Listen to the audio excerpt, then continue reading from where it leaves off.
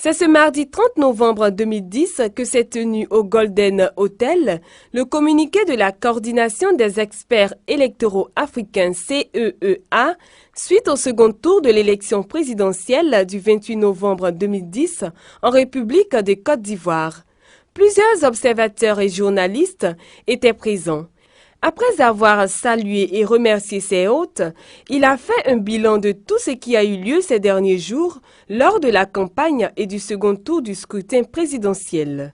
Accrédité par les autorités de la Commission électorale indépendante et dans le cadre permanent des accords de Ouagadougou qui préconise la sortie de crise en République de Côte d'Ivoire, la coordination des experts électoraux africains a déployé 38 observateurs internationaux venant du Cameroun, Sénégal, Bénin, Mali, Maroc, Gabon et du Togo dans les localités suivantes: Korogo, Bouaké, Kachiola, Séguéla, Yamoussoukro et Abidjan le jour du scrutin. Comparativement au premier tour de l'élection présidentielle, la campagne du second tour a été émaillée de violence. Les observateurs de la coordination des experts électoraux africains ont constaté que les électeurs ne sont pas sortis massivement pour remplir leurs devoirs citoyens comme au tour précédent. Suite aux échanges de points de vue convergents avec d'autres groupes d'observateurs internationaux,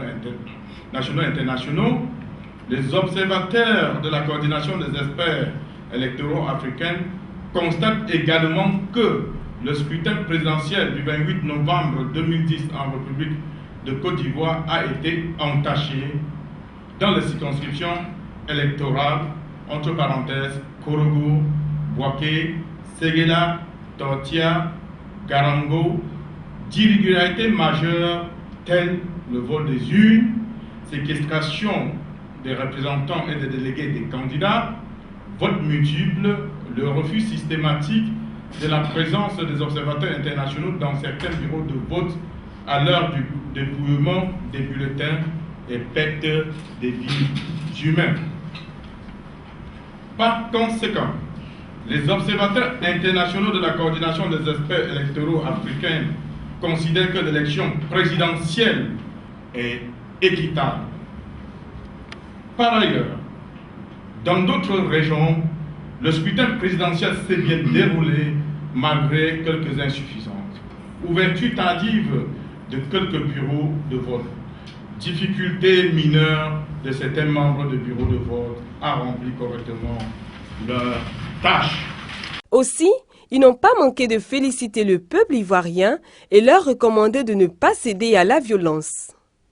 La coordination des experts électoraux africains apprécie les propos d'apaisement de deux candidats qui ont prévalu lors du débat télévisé. Elle félicite les électeurs qui ont voté dans le calme, la discipline et la sérénité. Et elle salue l'esprit d'apaisement des Ivoiriens qui se sont résolument engagés dans la voie de la non-violence et la paix.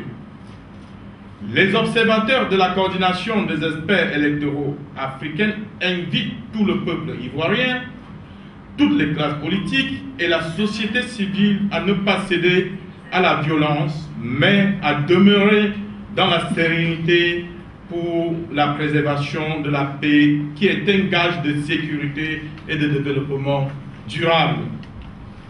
Que Dieu, le Tout-Puissant et le très miséricordieux bénisse la Côte d'Ivoire et son peuple. Fait Abidjan le 30 novembre 2010. Je vous remercie. Après lecture du communiqué, les journalistes présents ont posé des questions aux observateurs. À la question sur la proposition d'invalidité de l'élection présidentielle dans les localités entachées, le rapporteur a dit ceci. Tout ce que nous avons eu à dire, c'est ce que nous avons donc pu observer, n'est-ce pas, sur place. Bon, à titre d'exemple, à Korogo, il y a eu violence entre les électeurs à l'école primaire publique de Soba. un homme d'environ 56 ans a été blessé gravement à la tête. À l'école privée publique de Nalo, Madame Bamba, une électrice, a été molestée copieusement et serait donc, selon nos sources, dans un état grave. Au quartier Coco, à l'école franco-arabe, une femme a été accusée de payer le vote des électeurs à 10 000 francs par personne. Voilà, par exemple, à titre d'illustration, ce que nous avons pu relever sur place. Alors, nous n'avons pas compétence à dire s'il faut, n'est-ce pas, invalider ou bien valider.